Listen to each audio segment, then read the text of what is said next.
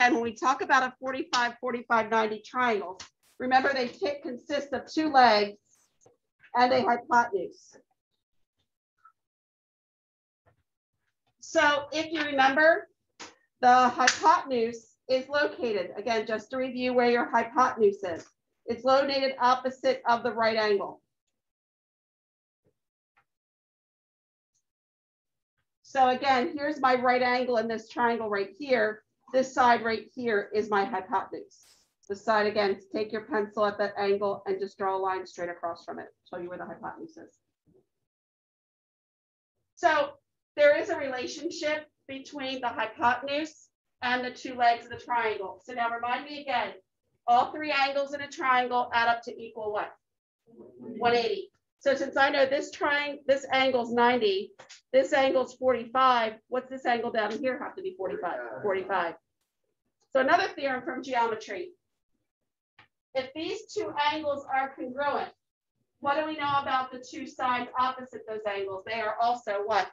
Congruent. Congruent means they're the same length. And remember, those little marks on the triangle means they're congruent. So I'm going to call these two sides of my triangle X. So as long as I know one side of my 45, 45, 90, I can find the length of the other two sides of the triangle. So again, the hypotenuse is square root 2 times each leg. So if I call each side of this triangle X, the hypotenuse is going to be X times square root 2. And as I just mentioned, the legs are congruent, which means they have the same length. Kind of coming back a little bit. Remember that a little bit? Like I said, want to make sure we're all the same comfort level when we're dealing with this. Some of you are like, oh yeah, I remember this. Why is she reviewing this with me? Be patient. Some of your classmates may need a little bit of review. That's kind of my way I always say it. Okay, so let's take a look now at the first one. The easiest case I could probably give you is give you the case where I give you the length of a leg in the 45, 45, 90. Because if these two sides are 3, what is X going to be equal to? X will be equal to what? 3 root 2. Okay. So now if I give you the hypotenuse of the 45, 45, 90 triangle, I should have marked these up, by the way. Let me put those 2 hash marks there.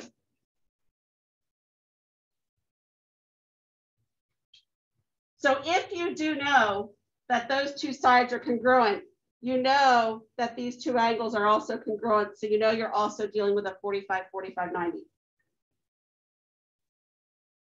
So the question is, if I'm given the hypotenuse, the way you find the length of each leg, remember, I know that this side of my triangle is equal to X times the square root of 2.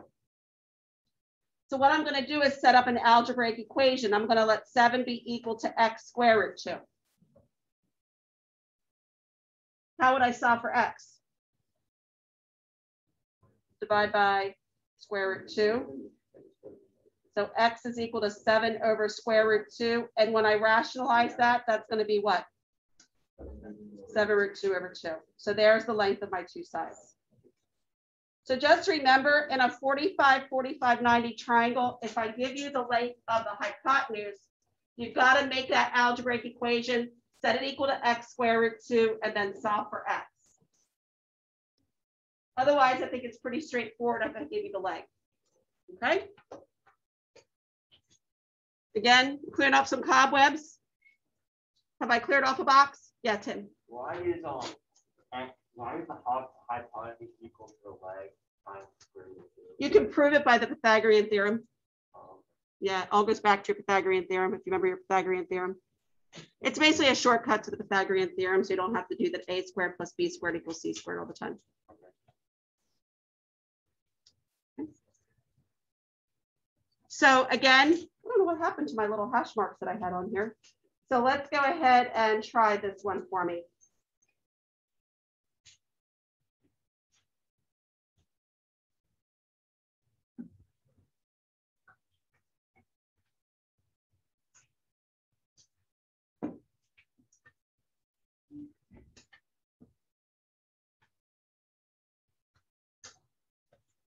What's x going to be? Square root 3. What's the hypotenuse going to be? Square root 6. Remember, I take square root of 3 and I multiply it by square root 2. Remember, you can multiply unlike radicals together. So square root 3 times square root 2 is square root 6. Questions on those? Okay, the second type of special triangle that you studied back in geometry is your 30, 60, 90. So a 30, 60, 90 triangle consists of a short leg, a long leg, and a hypotenuse.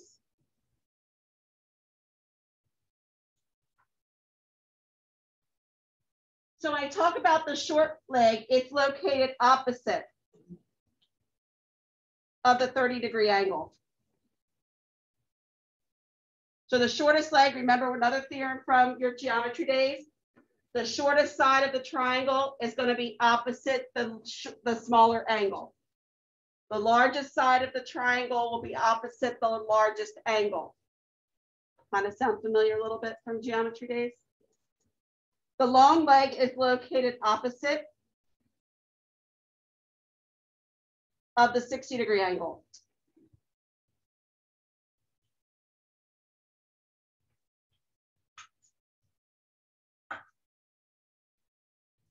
So in a 30, 60, 90 triangle, you still have relationships of the length of all three sides of the triangle. The hypotenuse is 2 times the shorter leg, or 2x. The hypotenuse is twice as long as your shortest leg.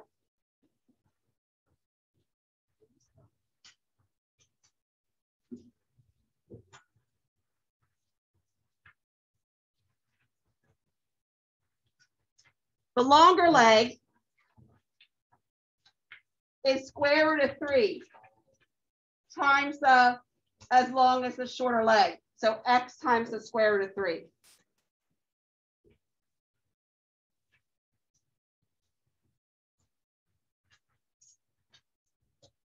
So since all three angles in your triangle have to add up to equal 180, if I know one angle is 90 and the other one's 30, this one has to be 60 degrees. So I'm going to let the side opposite my 30 degree, which is my shorter leg, call x. So the relationship of the length of all the sides of the triangle, the hypotenuse, is always 2 times the shorter leg. The longer leg, or the side opposite your 60 degrees, is your shorter leg times square root 3. Or did I clean off another box upstairs in the attic?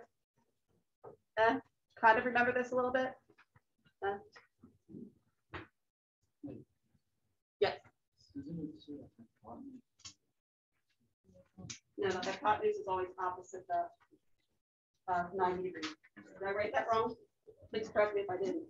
A long leg.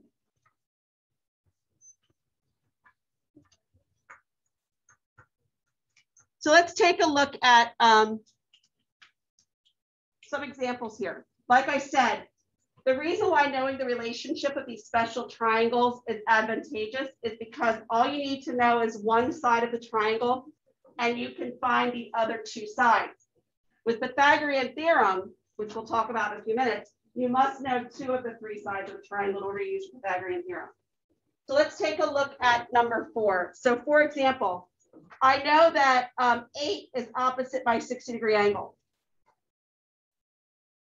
So again, remember, the side opposite your 60-degree angle, always write this relationship down. 8 is always equal to my shorter leg times square root of 3. The hypotenuse, remember, is 2x.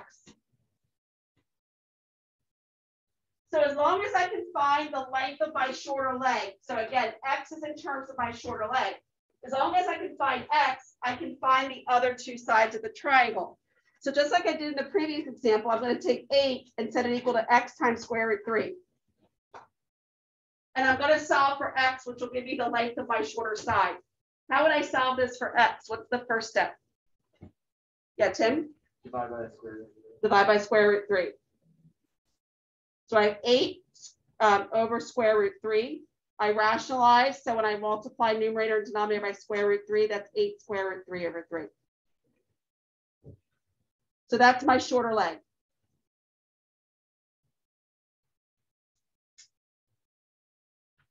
Questions on that? So now my hypotenuse, which is my longest side, has to be equal to 2 times whatever this shorter leg is going to be. So my hypotenuse, which is y, has to be equal to 2 times 8 square root 3 over 3. Again, remember, you're multiplying fractions. Remember, 2 is actually a fraction over 1. So what is the length of the hypotenuse then going to be? Leave it in terms of your fraction. It's going to be what? 16 root 3 over 3. Okay. Questions on that one? So now looking at number 5. In number 5, again, I know that this angle down here is 30. So here's a case where I'm giving you the hypotenuse. I want you to find a shorter and longer leg.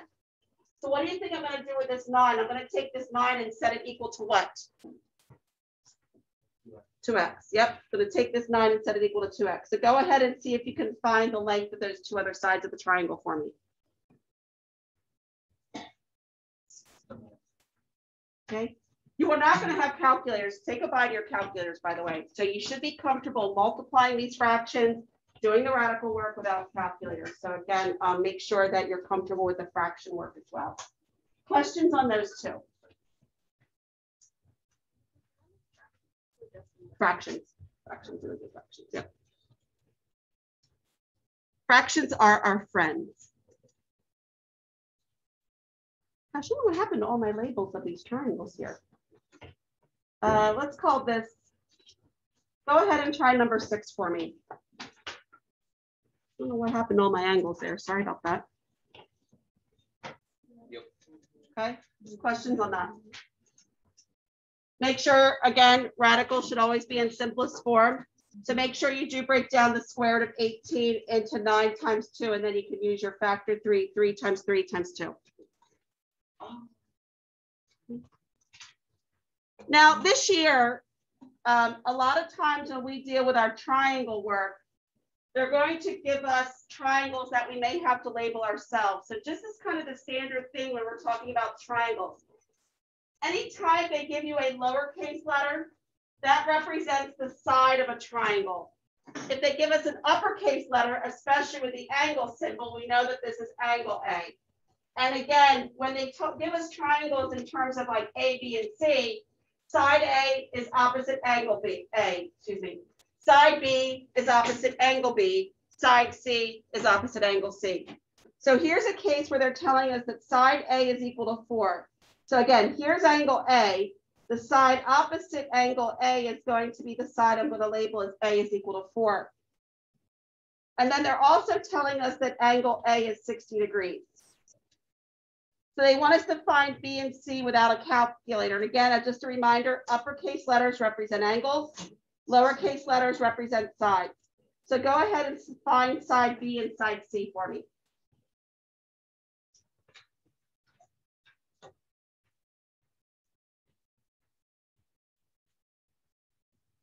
You okay about that one? Yep. All right, let's now go to our SOHCAHTOA dates. What is SOHCAHTOA? You may remember.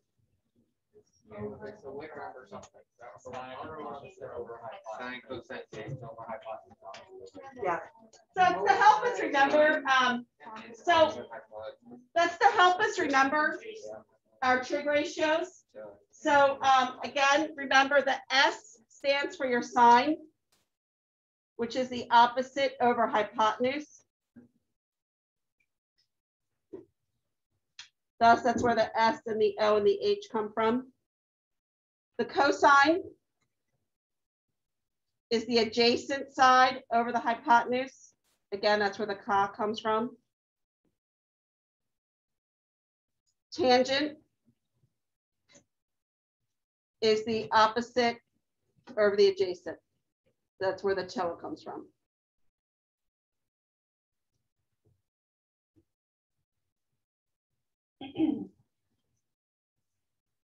When you see sine, cosine, tangent, they always have an angle always has to follow it. It's not just sine, cosine, tangent. It's sine, cosine, tangent of some angle. That's your reference point in the triangle. So when you take a look at this particular triangle and they want you to find the sine of theta, here's your reference angle. I know I'm not using the angle at the top because they're giving me this reference point at theta. So from theta, I need to find the opposite side. So remember the opposite side, I take my pencil from that theta and I can just draw a line to the opposite side. So my opposite side is B. The hypotenuse, remember, is always opposite the right angle. So the sine of this triangle is going to be B over A. What's cosine going to be? C over A. I always say, well, the adjacent side has to be the side that's left over. Once you identify the opposite side, once you identify the hypotenuse, the adjacent side's got to be the one that's left over. Or right next to it. Tangent. D over C. D over C. What your geometry teacher did not tell you, there's actually 3 more trig functions out there. Those are the reciprocal functions. The reciprocal function for sine is what we call the cosecant, which we abbreviate as CSC. If you know how to find sine, you can find cosecant because it's just the reciprocal. So that's going to be the hypotenuse over the opposite.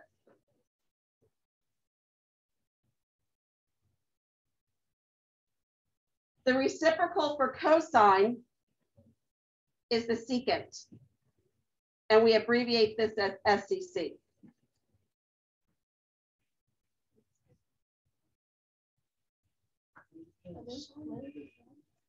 Nope. No. No. You're going to understand. Annika just brought up a really good question.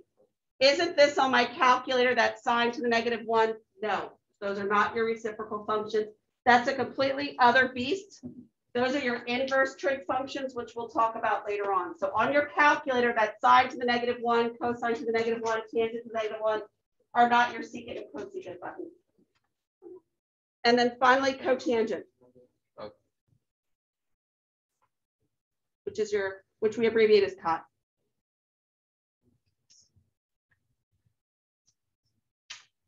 Secant would just be your hypotenuse over adjacent. Cotangent would be your adjacent over opposite. You just take the reciprocal of those 3. So find your sine, cosine, tangent, and then you can just flip them to find the other 3.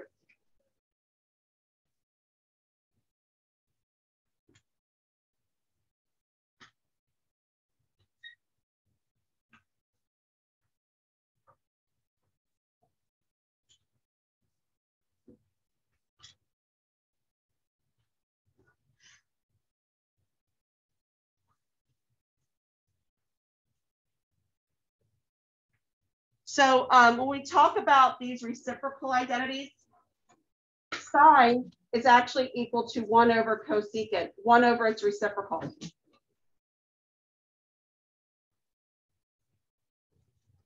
Cosecant is actually 1 over the sine theta, 1 over its reciprocal.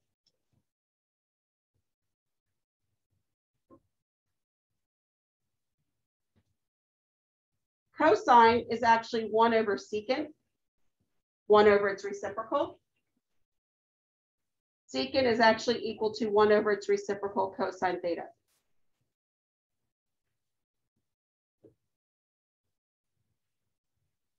Tangent is, want to take a wild guess, 1 over what?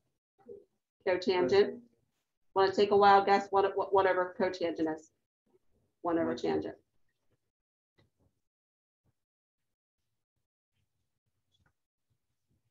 I put this in here just to remind you your Pythagorean theorem.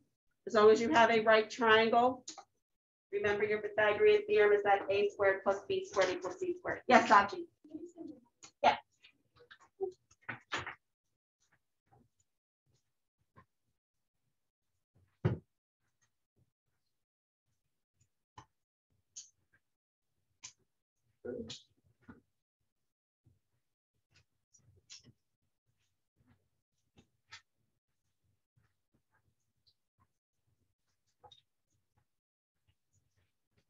some of this. Obviously, you haven't seen secant, cosecant, and cotangent before, but hopefully this is starting to look a little familiar to you. I remember from probably a year and a half ago now, maybe getting closer to 2. I know you didn't do this 2 years ago, right away at the beginning of school, but. And of course, your Pythagorean theorem. So let's take a look at this example here, setting up your trig ratio. So I was nice, gave you all 3 sides. Again, it is a right triangle. Here's my right angle.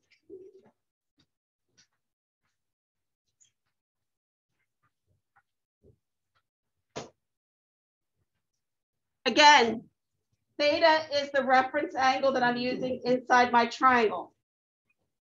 Sine, remember, is the opposite over hypotenuse. So what is the sine of theta going to be? The sine of theta would be what? 5 over 13. Well, if I can find sine, I can find cosecant. What would the cosecant be? 13 over 5. 13 over 5. You just flip it. Exactly. Cosine is the adjacent over hypotenuse.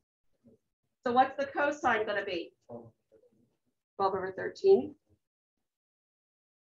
Well, if cosine is 12 over 13, what's secant going to be? 13 over 12. What's tangent going to be? Tangent, remember, is your opposite over adjacent. 5 over 12. Questions on setting up those 6 trig ratios. And then finally, cotangent would have to be what? 12 over 5. Like I said, if you can find sine, cosine, tangent, you can find the other 3, just flip them. Okay. All right. So here's an example. Find the 6 trig ratios. If your triangle has side A, which is equal to 3, and side 9, and side C is 9. So here's side A, which is 3. Side C, which is 9. What's my problem? I need the third side. I don't know if it's a 30, 60, 90, or 45, 45, 90, so those rules are out the window.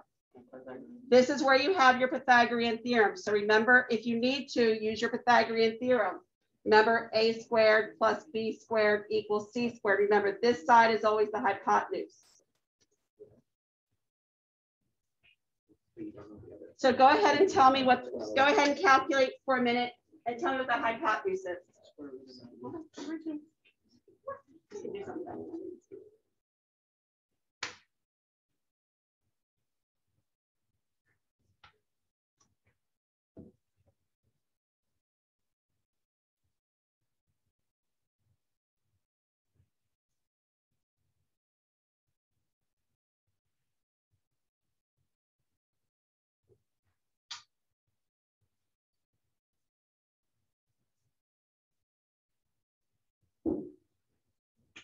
Did everybody get square root of 90? Yeah. What can you simplify square root of 90 down to? 3 square root of 10. So now that you know your hypotenuse, now you can go ahead and set up your trig ratios. So all of you now go ahead and find your sine, cosine, tangent, secant, and cosecant. So again, you're using angle A in the directions. It's saying in the directions, use angle A. So you're finding the sine of angle A, cosine of angle A, tangent of angle A. And then obviously go ahead and find the 3 other reciprocals as well. Give you a few minutes to do that. Remember from last week.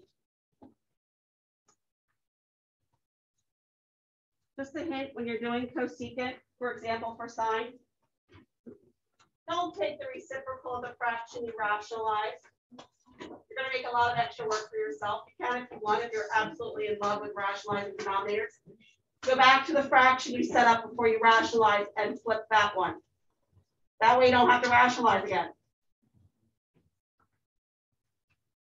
Questions on how I set any of those up? Yeah, so when you're dealing with the reciprocal functions, if you did have to rationalize sine, cosine, or tangent, when you go to find secant, cosecant, or cotangent, take the reciprocal of the fraction before you did the rationalizing. That way you don't have to worry about rationalizing again. Okay? Yeah. Oh yeah, I should have put an A. Thank you. Yes, I left the A off. Thank you very much. Same thing. It should be an A. You get so used to writing theta all the time. The habit. Are we good? Okay. Go ahead and do the 3 triangles down there at the bottom, and then we're done.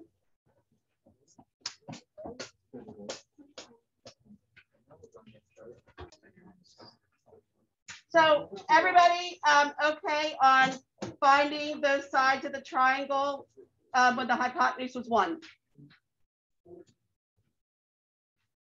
Anything you want me to explain or go over? Remember 30, 60, 90, the side opposite your 30 is your x, x square root 3. And again, remember you have to take that 1 and set it equal to 2x. So you have this chart. Referring back to those triangles, here's your thetas, 30, 45, 60. So what I want you to do, for example, looking at your triangles, it doesn't matter, you have 2 30, 60, 90 triangles that you labeled on the previous page. Tell me what the sine of 30 degrees is. So go back to the previous page of the triangle you labeled. Remember, sine is the what? Opposite over hypotenuse. So what would the sine of 30 degrees be? 1/2.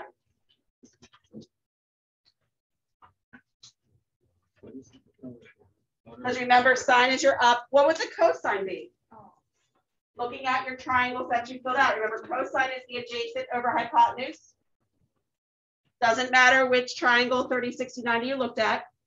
What's the cosine of 30 degrees going to be? Square root 3 over 2. Because again, when you look at your triangle, remember cosine is going to be the adjacent, which is 30, which is square root 3 over 2 over your hypotenuse of 1.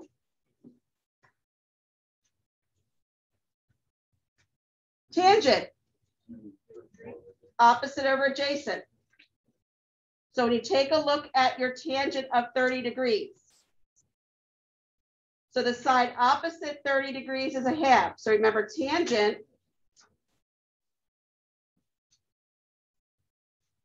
is the opposite over adjacent. So the tangent of 30 degrees. Doesn't matter which one of these triangles you look at.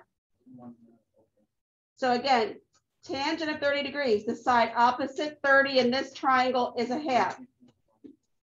Divided by, remember when you have a fraction opposite over adjacent, you're just dividing. Adjacent is square root 3 over 2.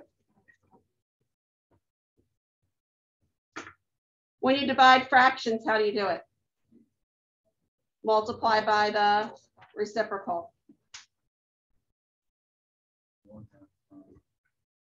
So the 2's can cross cancel, so it's 1 over square root 3, correct? And then when you rationalize it, what does it turn out to be? Square root 3 over 3.